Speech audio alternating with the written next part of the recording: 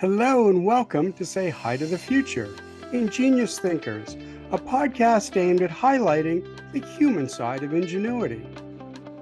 With me today is Izzy Fenwick, an environmentalist, entrepreneur, and founder of Futureful, a platform with a value proposition that combines EVP with ESG. Izzy, welcome, and we're going to get to some acronyms, I think. Yeah, there's a couple in there. Well, we'll get to that, but let me say hi to the future, human ingenuity. It's all about people. It's all about humanity. There's something that you've written about that just sort of caught my eye, and it says, Futureful is dedicated to rehumanizing work. What does that mean?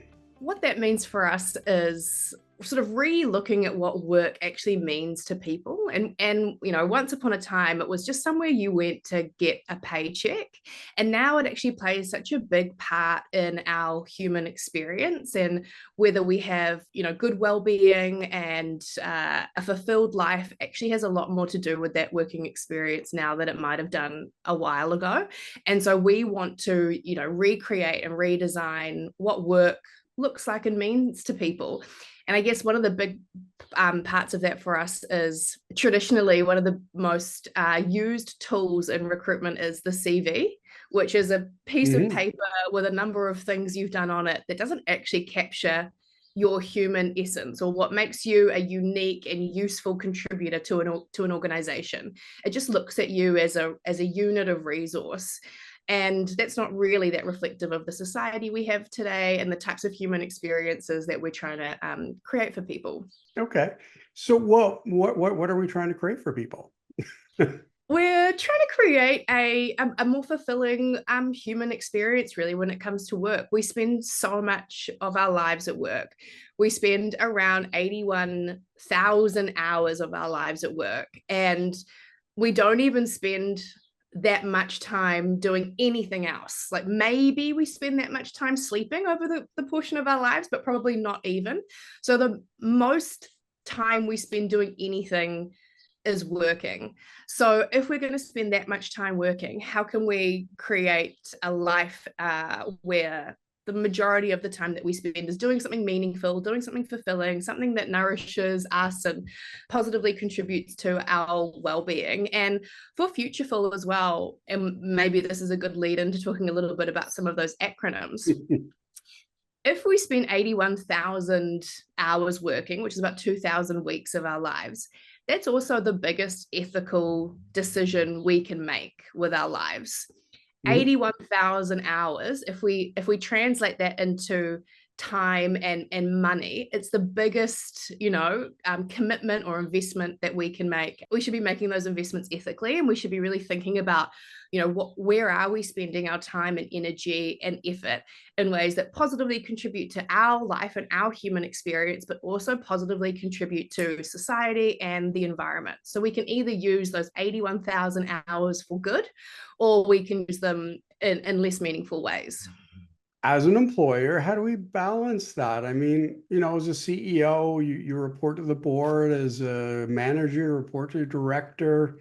We have numbers to hit. I mean, and if we don't hit them, it's not just it's not like we make these numbers up. It's something we need to be profitable. If we don't hit them, people aren't going to have anywhere to go, fulfilling or otherwise. So how do we do that? How do we look at business differently? Well, yeah, what's really interesting is that I think, we've kind of assumed that it's either one or the other. And that, meaningful work or work for good is not as profitable. And that has been disproven. We know that organizations now that are positively contributing to environmental or social issues are more profitable, they're more investable, they are attracting the best talent. And the other thing that we're beginning to see a lot of research and evidence to support is that employees that feel passionately and connected to their work harder, work longer, they're more productive, they're higher performing, they stay in the business longer, which reduces churn and cost to hire. So I think like demystifying that whole area that actually work for good or meaningful work is not as profitable is something that has been disproven, and we need to kind of reshape that whole system and expectation. And I think as we look at emerging generations that are coming through, their expectations around business are so different. They do expect organizations to acknowledge and contribute positively to society and the environment. And those generations are now making up the biggest proportion of our workforce, the biggest proportion of our adult demographic. So they are going to shape how businesses evolve and how profitable they are. And if we can't front foot that, we're going to get left behind as businesses and as the systems that support them. Okay, so it's profitable. It's good for the business. It's good for the people. Tell me about the acronyms. So EVP is employee value proposition. So that's everything that an organization offers to its employees outside of the salary. So, some organizations will offer extra benefits and advanced sort of workplace experiences, and some don't. And that's the employee value proposition. That's the value that the organization gives to its people. And what we observed when we were thinking about the early stages of Futureful is not all organizations are created or operating equal.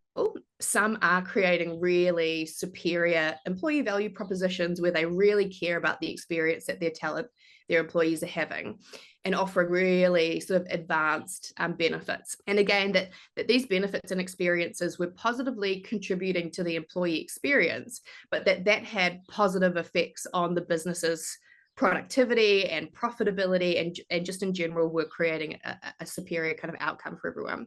Mm-hmm. But it was really hard to find that information. So people that were looking for an organization that did actually care about its people were at a loss. How do you wade through all of the noise that is out there in the job seeking space to actually find organizations that have good EVPs?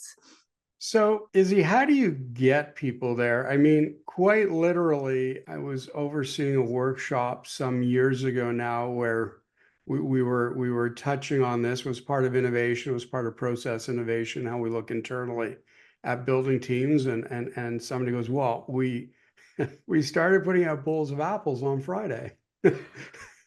Yeah.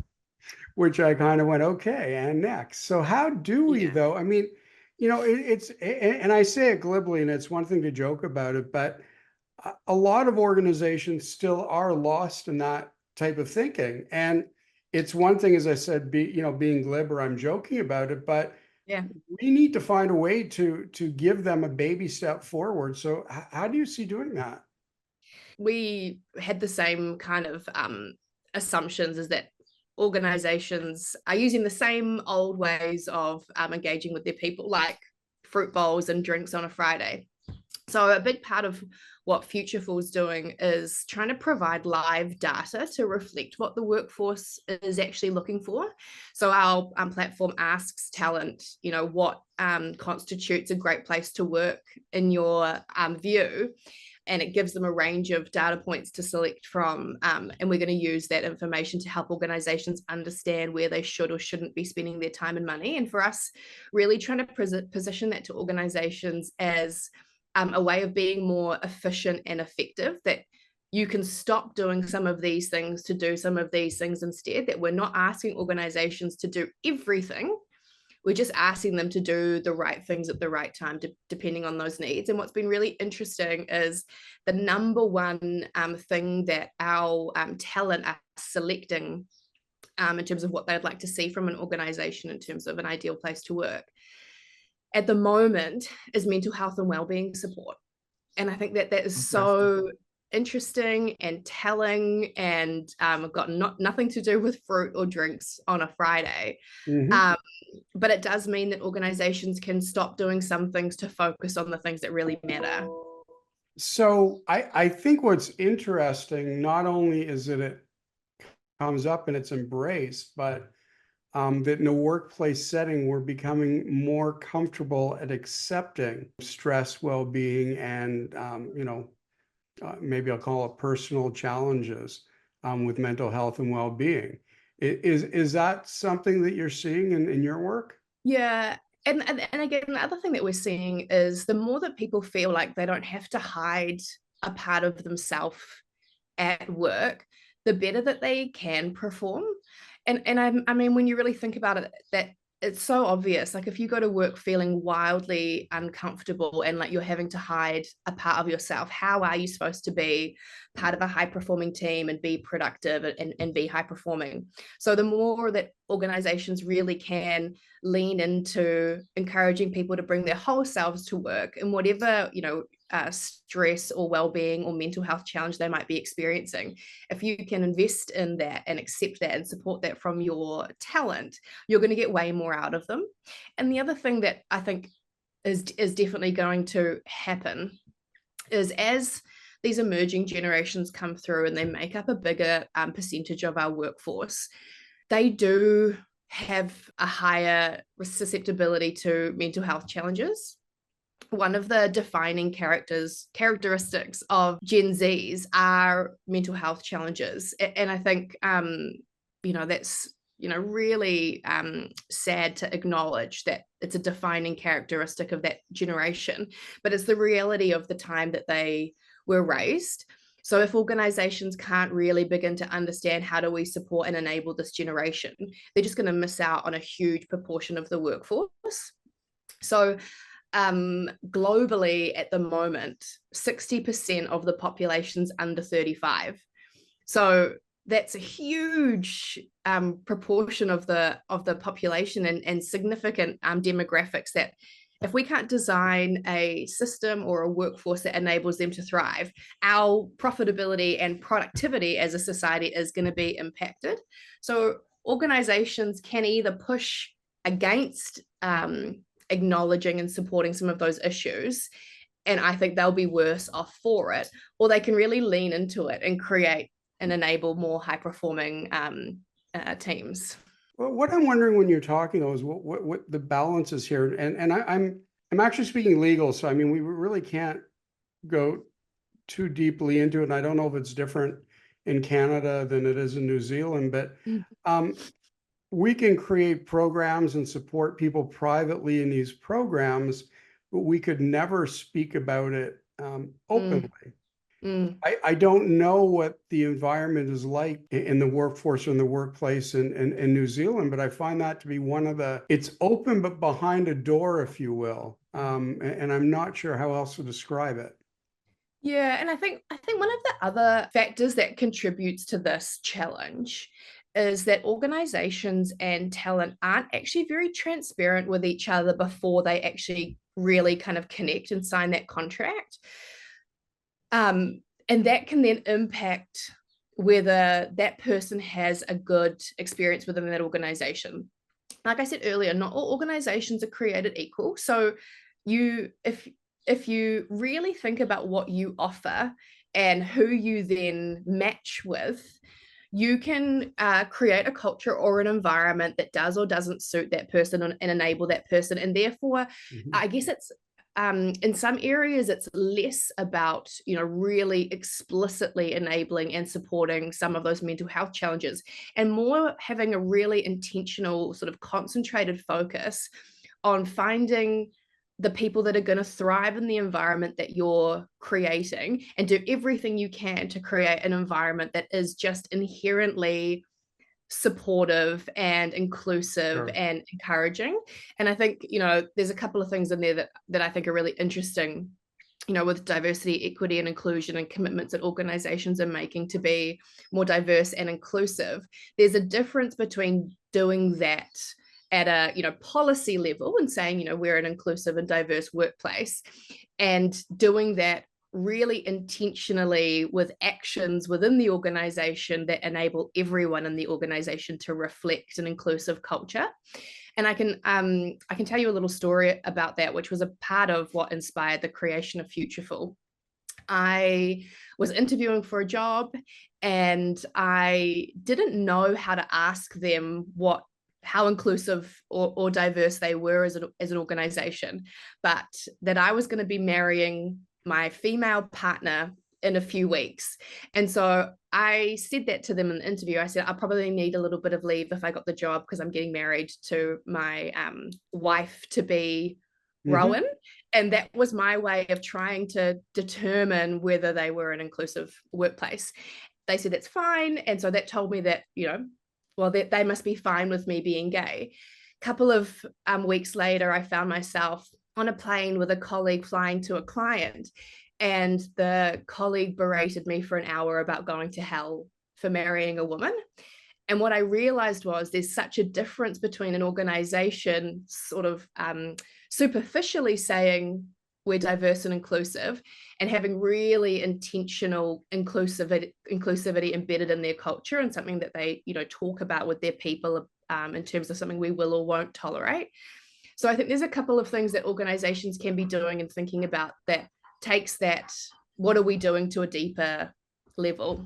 Yeah, and that's a brutal incident to have lived through. We'll start there. Can I ask what the reaction of the organization was? Or did you just keep it to yourself? Because that's very telling about the company as well. Yeah, yeah. I kept it to myself for a while, and this was quite a while ago, but the organization, didn't really know what to do about it. And it just really told me so much about the difference between saying something and doing something. And even, after that incident, there was some conversation around, well, how do we kind of screen in the hiring process for people that don't view inclusivity in the same way as we want to as an organization. But it wasn't something that was, explicitly put in job ads, for example. Okay. Boy, again, it's tough to address because I don't think that I can't even imagine legally. I don't know, or yeah, that's not a livable situation to my knowledge where we are. I mean, it's just not. Yeah, that's so interesting because, I think one of the things that happens that, I observe is there's a difference between discrimination and doing harm. And I think in that story, I was being discriminated against. So that's a really blatant sort of a moment of discrimination. But I emceed a panel recently for non-binary and trans employees at work.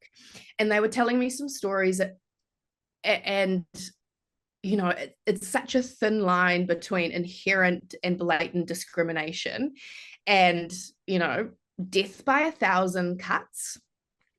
And I think, some organizations think, we've done the bare minimum in terms of saying that, we are inclusive and we've got, some LGBT certification tick.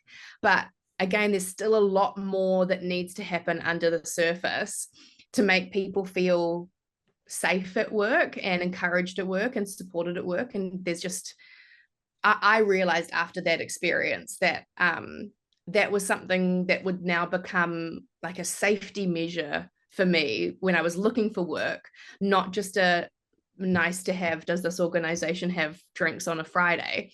There were elements now that I needed to understand from like a safety perspective. And I think for some organizations, when they think about their DE&I work, their diversity, equity, and inclusion work, some of the people within the organization that hold those leadership positions don't necessarily have lived experience in discrimination at work. So it's a little bit of a harder thing to connect with what we know we need to do and kind of why we're doing it, how that might show up. Because sometimes it does show up as little moments of harm versus really explicit and blatant moments of discrimination. I think you're being too generous. I think that 1,000 cuts is not acceptable. I think that kind of comment is not acceptable. And yeah, I think you're being far too generous. And I don't know if it's the environment in which you live. And I'm not saying that positively or negative. I'm sorry, negatively. I'm just saying I don't know. But yeah, in my world over here, that's not happening. Well, that is awesome. That is so Happening. awesome to hear. Maybe I'll take Futureful to Canada. Yeah. But it was And, a useful experience for me because it did make me think about like, what are we doing wrong and how do we design this system differently? And I then started looking at, what is the journey that a person goes on from looking for work or looking for career progression and then finding somewhere to essentially spend 81,000 hours over the course of their lives. So I was looking at it and realizing how kind of superficial that connection moment is, that we see a job ad, we go to an interview, we get asked questions for 55 minutes, and we get 5 minutes at the end to ask some questions about the organization. And then if we get the job, we sign a contract. And you wouldn't marry someone after a job ad and a 1 hour interview. Well, you might, but you shouldn't. And like, I looked at that and I thought that does not seem like a good way of determining whether this is the right place for commitment. And I started sort of digging into the history of some of those things. And the job ad was created in the Industrial Revolution when factories were looking for workers. Mm-hmm. And those workers just needed to show up and get paid. And we haven't really seen much innovation or evolution in the job ad or recruitment space since the Industrial Revolution. And I looked at society's sort of human needs today, and they're much more nuanced and emotional than they were when you just needed to show up for work. And that's why we created Futureful. We wanted to create a piece of software that could understand your human needs, and what was the ideal workplace that you would need to thrive as a human. And that's the EVP part. And then the software also looks at the organization's ESG commitments, which are their environmental, social, and governance commitments, so that you as a person actually have some really transparent data around whether this organization, whether this employer that you're going to spend so much time with can offer you what you need as a human in a workplace to thrive, and also aligns with your inherent values, what you value about the environment or society. And we ended up developing what is essentially some decision-making software to help people make more informed decisions about where they choose to work, rather than just having a job ad and then going to a job interview. And one of the things that we heard in our early testing was that this software basically gives me the answers to all the questions I wish I could ask in a job interview, but that I'm too nervous to ask because I'm worried it'll say something about me or put a red flag against my name if I do want to know, what the commitments are or what the workplace environment looks like. Is it hybrid working? Is it flexible? What is that? Or how does that all show up? But that this software gives radically transparent data points for people to be able to have the answers to all the questions that they actually need to pick somewhere that's going to bring, meaning and satisfaction to their lives, and that then they can work harder, work longer, stay in the business longer. It's actually a win-win for both the employees and the employers. Well, it sounds like an amazing tool, and it sounds like, one of the things with business that I found, and in my few more years that I've lived in you, as an entrepreneur, I mean, there are businesses that I've been in, more so earlier in my career, in which I did not have the passion for. They were good businesses, they grew, they were successful, but I didn't have that pure passion. And I think that, look, Say Hi to the Future absolutely does. And I think that when you talk about Futureful, you can hear where it's come from, and unfortunately some of the pain that's driven it. But I for better or worse, that's a not a wonderful place, but a great starting point to starting and scaling a business. So a lot of kudos there. So thank you. Can I ask about, and you're going to help me with the pronunciation. There was a circle that you were involved in. The Aotearoa Circle. Sorry, can you say it again? The Aotearoa Circle. Okay. Talk about it, because it talks about restoring natural capital for future generations. I thought that was really cool. Yeah. So Aotearoa is the te reo word for New Zealand. So it's our Indigenous nations Māori translation for New Zealand. Mm-hmm. And it's an organization that brings together public and private sector leaders to look at the systems that impact our natural resources here in New Zealand.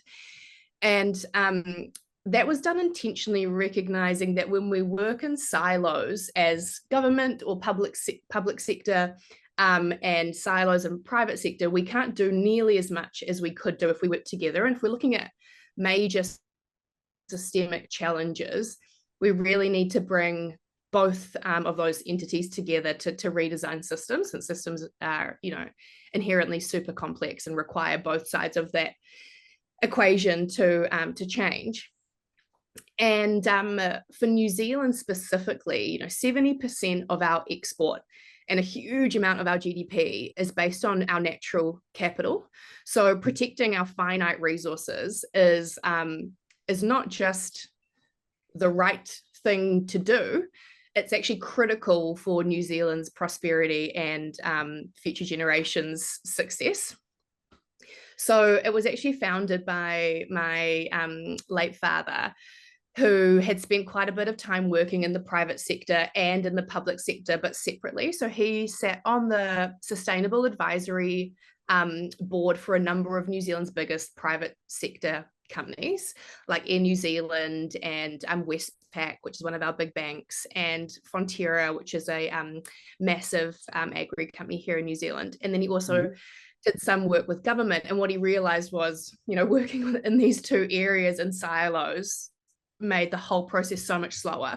What would it look like if he got the CEOs or leaders of those two, entities into one space, to sort of slowly and systematically work through the different systems that were significantly impacting our natural capital, like our energy system and our food system and our transport system. And so that's what the Aotearoa Circle does. And when he passed away, their CEO sort of invited me to step in and work with them as a sort of next generation contributor in this space. And as that started creating sort of different outcomes, the circle acknowledged that part of its purpose really is an intergenerational success model for future generations, and therefore we need more next generations contributing to some of these spaces. So I've now been appointed onto the board, and I help sort of inform what is the strategic direction that the circle goes in. And as far as we know, there is actually no other entity quite like the circle globally that is bringing government and private sector together to explore these issues. So pretty proud of what we're trying to create, and it's definitely having significant impact to New Zealand so far. That's an amazing story. Not only what your father helped to found, but how you follow in his footsteps and the impact it's having. And your father was elected to the New Zealand Hall of Fame for business, I believe. So he's quite an impactor. Yeah, he was a rare breed of, environmentalist and businessman.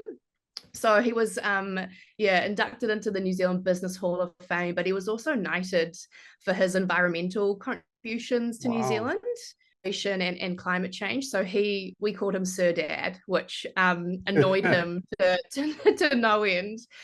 But yeah, he was just such an inspiration to me, and he was so passionate about the work that he did, which again just really showed me the difference between someone who cares about their work and has a real connection to their work versus someone having a shallow work experience, because he worked so hard because he felt, a meaningful connection to his work.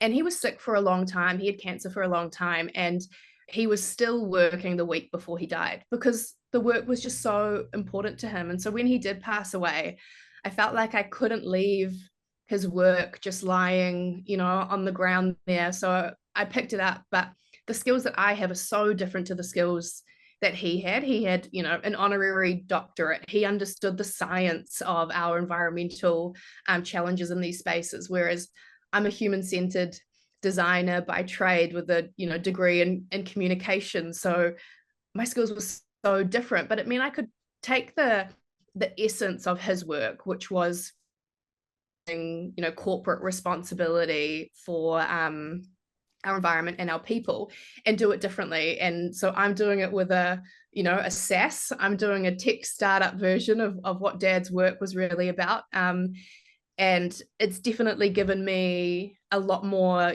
energy and meaning in my life to feel really passionately connected to what it is that I'm trying to do. Izzy Fenwick, founder of Futureful.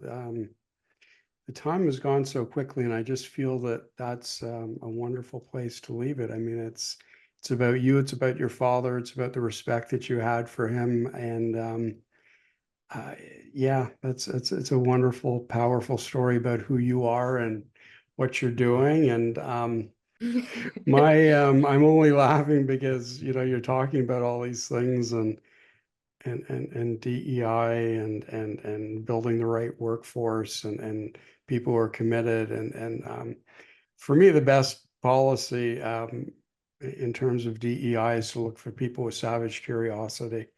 And Mm, if you take a look at, that's who we look for, like yourselves on the on the podcast. And if yeah. you look at the walks of life, the skill sets, the age group, I think savage curiosity is something that a lot of companies should go after because it Mm, brings you a different breed of individual, if you will. So, I Izzy, love thanks. that. Thank you for having me.